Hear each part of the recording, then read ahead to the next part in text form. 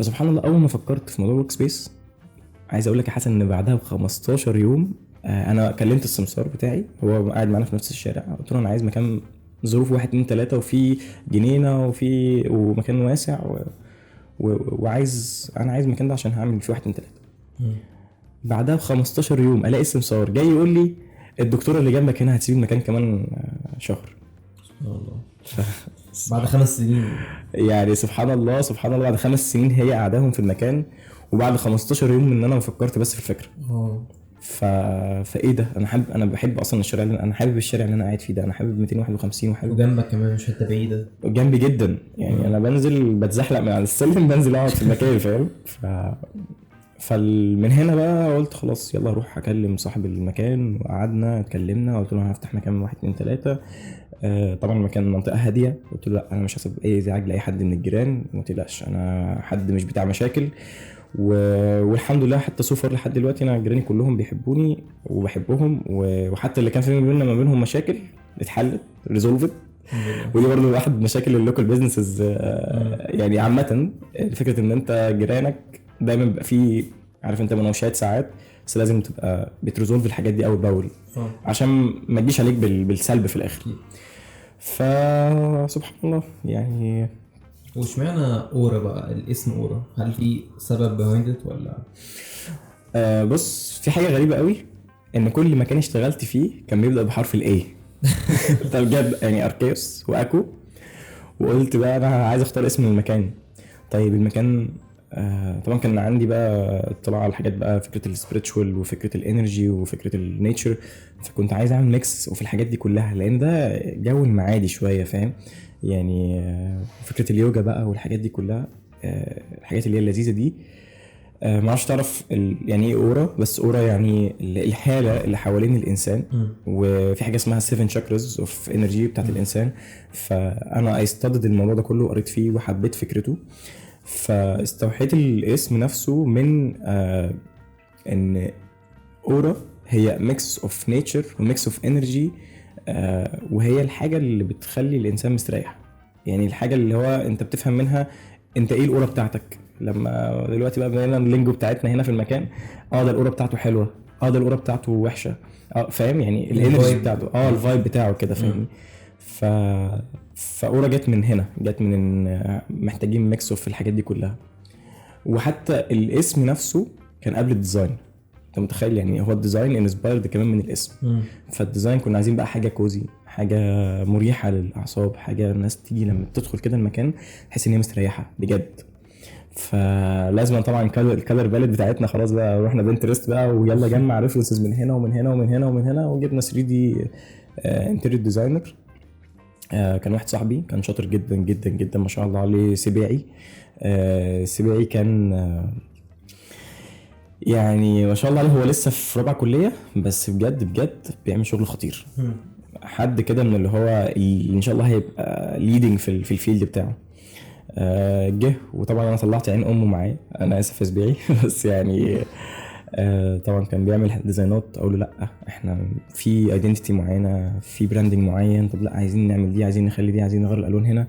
فما شاء الله عليه بجد، هو نفذ ال 3 دي ديزاين، وانا الناحيه التانية خلاص انا اكسكيوتد بقى مع الشباب صحابنا بقى اللي كانوا موجودين ايامها في وقت البيلدينج. واكسكيوتد بقى اللي انت شايفه قدامك ده الحمد لله يعني. لا هي speaks for itself الصراحه، سواء الديكور او الناس اللي بتبقى موجوده او الايفنتس اللي بتعملوها. يعني هل انت شايف ان فكرتك اورا عايزه تبقى عامله ازاي فيرسز هي بقت ايه فعلا؟ ده اللي انت كنت عايز تعمله؟ بص يعني في الاول ويبلت المكان ده في 3 شهور الحمد لله. يعني المكان كان حرفيا احنا رينوفيتد المكان كله from scratch. فاحنا بنبني المكان انا ما كانش عندي فيجن ولا كان عندي اصلا ان انا ايه شكل المكان هيبقى عامل ازاي، بس اثناء ما احنا بنبني بيجي لك بقى افكار وبيجي لك حاجات. فقلت انا لازم اتبع فيجن معينه، ولو هبيفت بعدها ابيفت يعني اغير توجهي بعدها، ولو هبيفت بعدها ابيفت، بس انا عايز اتبع فيجن معينه تجمع الناس في المكان.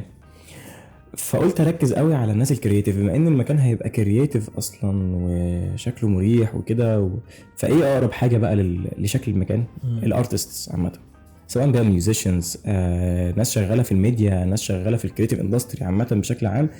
الناس دي هتحب ان هي تيجي تقعد تشتغل في المكان.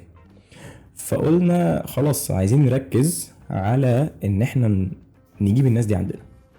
عشان كده بقى يعني اتقابلنا انا وانت في سينك سامت. يعني انا عايز اقول لك ان الاسبوع اللي قبل ما المكان يفتح انا بقيت عامل زي النحله، عارف انت، عمال اجي هنا هنا هنا هنا، والكنب كله كان متعطل حاله. كل الحاجات دي اتعملت في حوالي 10 ايام، اسبوع بالكتير.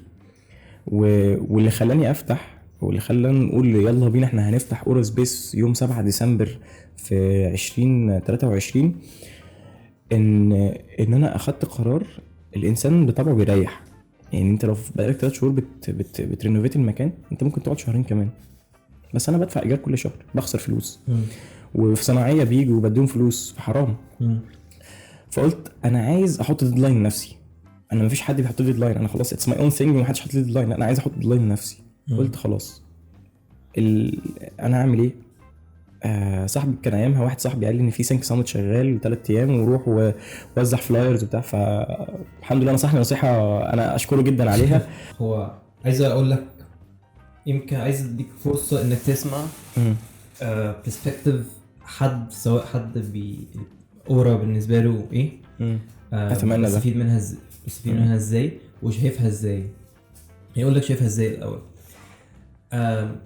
عارف من اكبر الاسباب اللي خلتني يوم لما قابلتك في سينك مبسوط جدا بالفكره، غير الحوار البودكاست ان انت تعمله، ان وانا صغير مامتي كان عندها شركه في المعادي ستارت اب برضه اسمها ذا ورك شوبس. انترستينج. هي وكانت اول حد يبرينج في مصر فكره ان مكان يعلمك كورس او تاخد ورك شوب فيه او كده لايف، ويجيبوا كوتشز، يجيبوا وات ايفر انستراكتورز ويدوك اللي انت عايز تتعلمه، سواء بقى لغات، سواء حاجه تكنيكال، سواء حاجه ارتستيك. كان مكان في المعادي وكان بقى بيهوست ايفنتات. ده حاجه ريليتد قوي. وانا كنت بتشعوذ بقى معاها، فخلص مدرسه اروح على هناك على طول. ده كان المكان ده كانه بيتي التاني. وسواء احضر الايفنتس وانا صغير، عندي 12 13 سنه مثلا. اوكي. احضر الايفنتس، مش عارف ايه الحاجات دي. وكنت شايف الدنيا عامله ازاي، اللي هو ان الناس بتيجي وتتعرف على بعض وتنتورك. الانتربرنور سين، سواء من الناحيه دي او الناحيه السين الارتستيك، اللي هو حد يعملوا ميوزك نايت مثلا، يعملوا موفي نايت، يعملوا ايفنت مش عارف ايه كده. at some point انا كنت بتعمل سمر كامب للاطفال، وانا كنت عشان اكبر شويه من الاطفال اللي بتيجي، وكنت بضرب تايكوندو، كنت في الحزام قبل الاسود على طول. ما شاء الله، يعني فايتر. فكنت بدي بعمل زي سيشن كده، بعلم الاطفال التانية، مش بعلمهم بس، اللي هو بنعمل اكسرسايزز، بنسخن كده، بتمنتور كده بحاجات صغيره. وكان فن. لما انت جيت تقول لي على اللي انت بتعمله، فكرني انستنتلي، عشان ده ومن ساعتها ما شفتش اي حاجه اتعملت في مصر اللي هو فيها الكوميونيتي ده وفيها الفايب ده، واللي هو احنا محد مش كابيتاليستيك، او مفيش كابيتاليزم في الموضوع، اللي هو بيست على الفايبز والكوميونيتي والناس، وانت هتقدم ايه، والفنفنه والكرياتيفيتي. لما قلت لي كنت اللي هو مبهور، واللي هو ايوه هو ده، يعني اوريدي عندي فكره هيبقى عامل ازاي، عشان حسيت وعديت بده. وكنت متحمس كمان اني احس بالنوستالجيا، ان انا وكاني رجعت الزمان. وفعلا لما جيت نفس الفايبز دي بالظبط، سواء لما انا فاكر اول جامعه نايت خالص كنت انا فيها، اللي هو الولد اللي كان يلعب جيتار برضه، اللي هو كان مهاب. فكنت مبسوط جدا. فده بالنسبه لي كحد كان عنده شاف ده قبل كده، كان دايما نفسه يريليفت، يو نيلد، وخلتني اريليفت واحسن كمان مما كنت متوقع. وفعلا بجد اي مره باجي مش بحس ان انا جاي مكان غريب، او مش بحس ان انا جاي ضيف، بحس انه كأن المكان ده بتاعي، كأن انا مرحب بيا، و it's safe, it's a second home. فانا بجد اتمنى تكون انت فاهم اللي انت عملته مش مجرد مكان بتأجره وحط فيه كراسي لذيذه انوار وزرع. it's beyond that.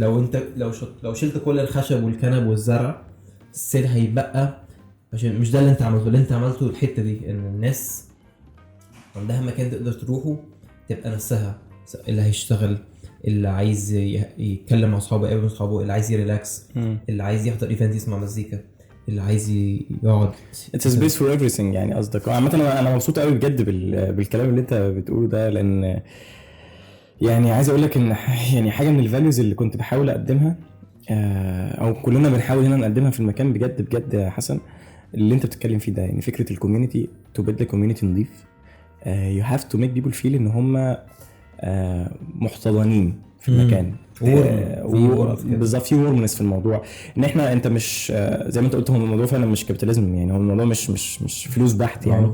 لا، هو طالما الموضوع يعني مش فلوس بحت في الاول، وبتركز اول انك تبيلد كوميونتي، الفلوس هتيجي في الاخر. انا دايما كنت مقتنع ده في الاول، بس بجد بجد فكره ان احنا نبقى قريبين من الجيستس اللي بيجوا لنا ونبقى محسسينهم ان ده مكانهم وده بيتهم، دي حاجه حتى احنا معانا هنا علا، وكان معانا مروان، ودلوقتي معانا عيوشه. بجد كنت بحاول ابث ده فيهم من الاول، وافهمهم ان هو لا، انجيجوا مع الناس، بي فريندلي مع الناس. ممكن ما تبقوش فريندز مع الناس، بس اتليست بي فريندلي معاهم بالطريقه اللي تحسسهم ان ده مكانهم. بحاول ان انا اسيب بس اثر طيب كده في الحياه كده، يعني الناس لما تفتكرك بحاجه طيبه، والناس تفتكرك اصلا، دي حاجه جميله جدا يعني.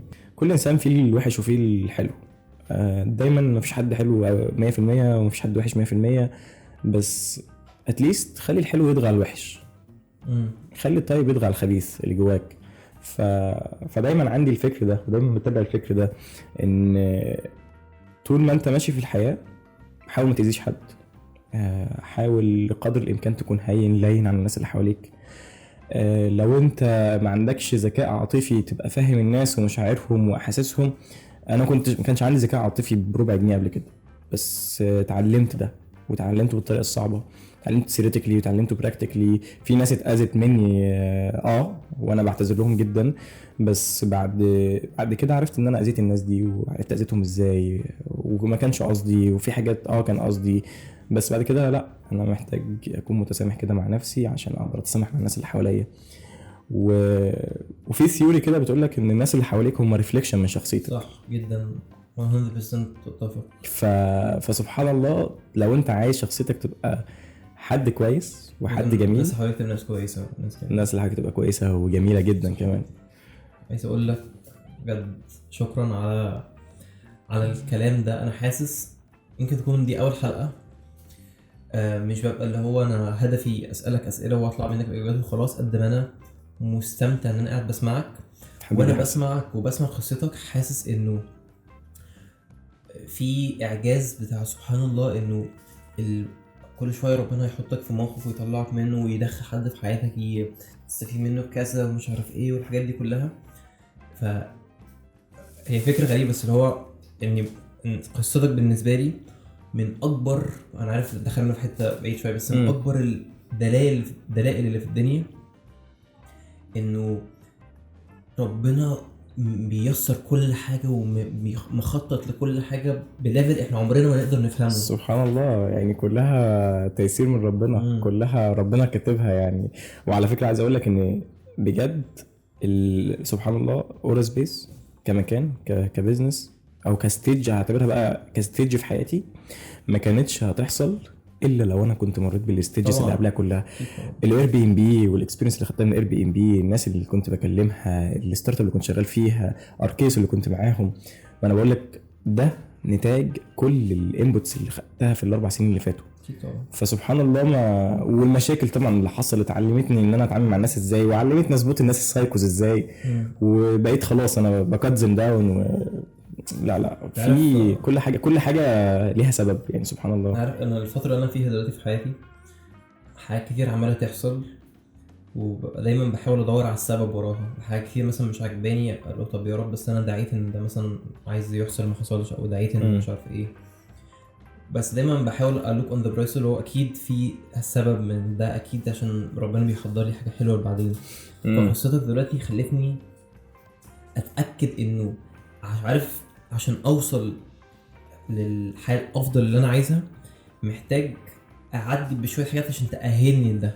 ده بالنسبه لي كلام صح جدا. سمرايز قصتك فوش ده من الحاجات التيك اويز. كلام صح جدا. وعامه انا يعني عايز اقول لك بجد انا متخيل ان الفتره اللي جايه برضو من حياتي it's gonna be like this. يعني حاسس ان انا فيه دلوقتي دي برضو ده بيعدني لحاجه تانية بعد كده. كل ستيج في حياه اي واحد فينا، انت الستيج دي بتوعدك لستيج تانية في ليفل اعلى، صح. مش هتقدر تتعامل هناك غير لما تتعامل هنا. فالحمد لله الحمد لله على الاقدار الجميله اللي ربنا بيحطها لنا، وعلى الناس الحلوه اللي ربنا يعني بيخليهم يعدوا على حياتنا كده، وعلى الناس السايكوس برضو اللي بيخلينا نعدي لسه اللي بنبقى بنستفيد منهم جدا. خد بالك يعني على الاقل بنفهم البشر بيفكروا ازاي. شكرا جدا جدا بجد حبيبي حسن، انا مبسوط قوي والله بجد بالقعده اللطيفه دي. اتمنى اكون انبسطت عامه واحنا بنتكلم. انا ديفنتلي الصراحه انا انبسطت جدا انا انبسطت جدا جدا يعني الحمد لله. كان بودكاست لطيف عامه. ده اول بودكاست اسجله في حياتي. عايز اقول لك شفت المايكس دي والتولز دي، انا بجد بجد كان نفسي افتح قناه يوتيوب من زمان بس يعني الوضع ما تهيأش والبرسوناليتي ما كانتش مهيئه للموضوع ده. بس نيفر تو ليت عامه. صح ان شاء الله. يمكن ده اللي مستنيك في الستيج اللي جاي. مين عارف مين عارف. شكرا جدا. اتمنى تكونوا الحلقه عجبتكم. تنسوش تعملوا فولو ولايك سبيس على انستجرام كده المنشنز بقى وكده، واستنوا الحلقه الجايه ان شاء الله. وبس باي باي.